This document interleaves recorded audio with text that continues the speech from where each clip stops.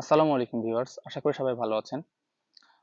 তো বিগত ভিডিওগুলোতে প্রচুর পরিমাণে কমেন্ট আসছে যে আমি কিভাবে ইন্ডিয়ান ভিসা করলাম, কার মাধ্যমে করলাম, কত টাকা খরচ হলো। তো আজকে আমরা সেই বিষয় নিয়ে কথা বলবো।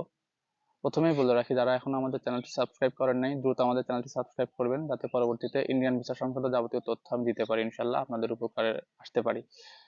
তো চলুন শুরু করা যাক।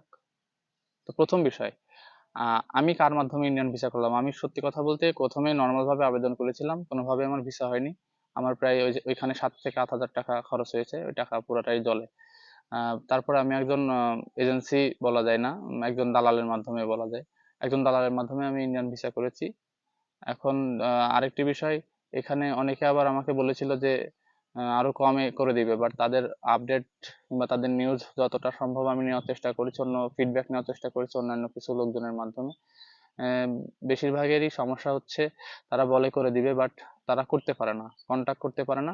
মাঝখান থেকে যদি হয়ে যায় তাদের ইনকামটা হয়ে যায়, আর যদি না হয় তাহলে আপনার 2 থেকে 3 হাজার টাকা তারা কেটে রেখে দেবে।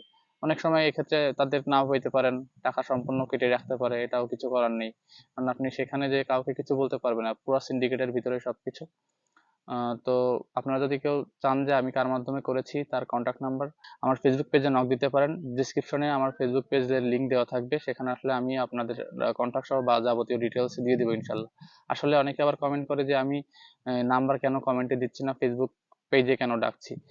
টু বি অনেস্ট, আমার কয়েকটি ভিডিও গাইডলাইনের কারণে অলরেডি রিমুভ হয়ে গেছে। আসলে কন্ট্যাক্ট নাম্বার না, কমেন্টের ভিতরে দেওয়ার কোনো অপশন নেই।